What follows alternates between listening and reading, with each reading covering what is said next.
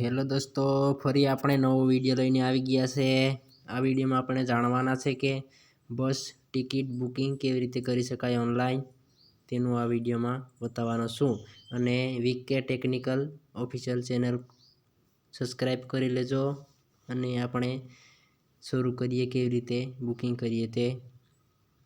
પહેલાં જીએસઆરટીસી તમારે application download કરી લેવાનું છે। આ પછી આના ઉપર જવાનું છે। પછી તમારે એડવાન્સ બુકિંગ પર ક્લિક કરવાનું છે। પછી તમારે અહીંયા જવાનું ક્યાંથી તે લખવાનું છે।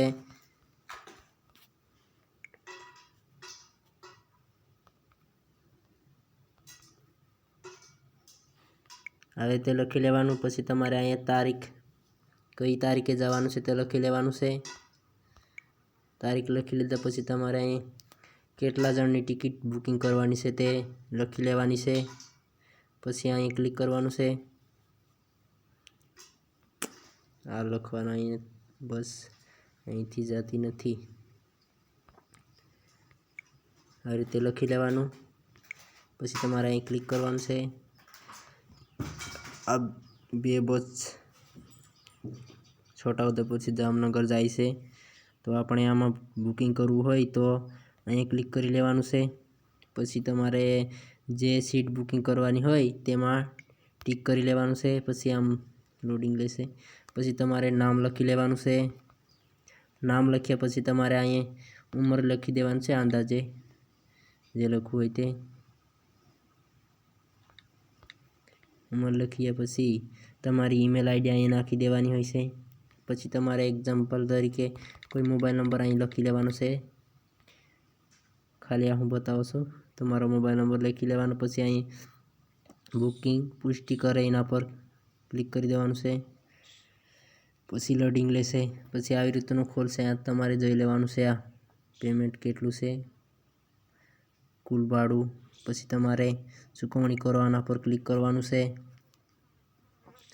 પછી તમારે અહીં ચાલુ રાખવા અહીં ક્લિક કરી દેવાનું છે।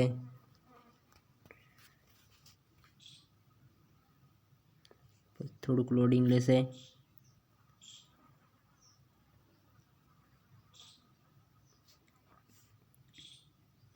પછી તમારે ફોનપે ગૂગલ પે પેમેન્ટ કરવું હોય તે એપ્લિકેશનને એક ટિક કરી લેવાનું છે।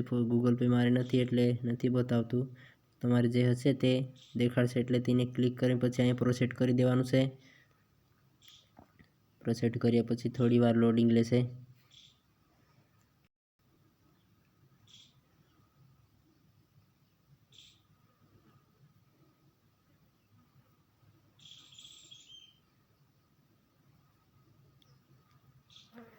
પછી આવી રીતના અહીંયા ફોનપે રીડાયરેક્ટ થઈ જાય। પછી તમારે અહીંયા પેમેન્ટ કરી દેવાનું છે, હું ખાલી બતાવું છે એટલે અહીં બુકિંગ નથી કરતો। પછી તમારે પેમેન્ટ કર્યા પછી ડાયરેક્ટ પાછો અહીંયા આવી જાય રીડાયરેક્ટ।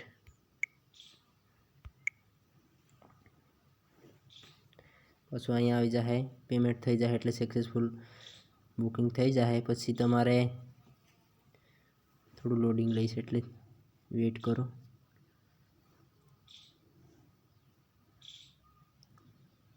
પછી તમારે અહીં બુકિંગ થઈ જાય તો સક્સેસફુલ આવી જાય। ખાલી હું કેન્સલ કરી નાખી એટલે પેમેન્ટ નથી કરી એટલે પેમેન્ટ સ્ટેટસ નોટ કમ્પ્લીટ આવી રીતનું આવી ગયું છે।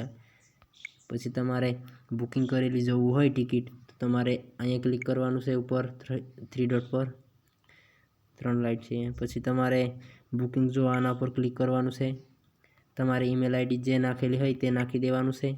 પછી અહીંયા કઈ તારીખની બુકિંગ જોવું છે તે લખી લેવાનું છે આવી રીતે। પછી તમારે અહીં ક્લિક કરી દેવાનું છે।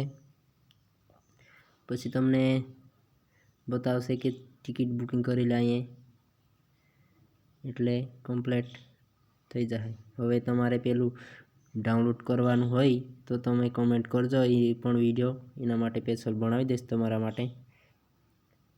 પીડીએફ ડાઉનલોડ કરવું હોય તો આ પણ ચાલશે, એસએમએસમાં પણ મળી જાય પીએનઆર નંબર।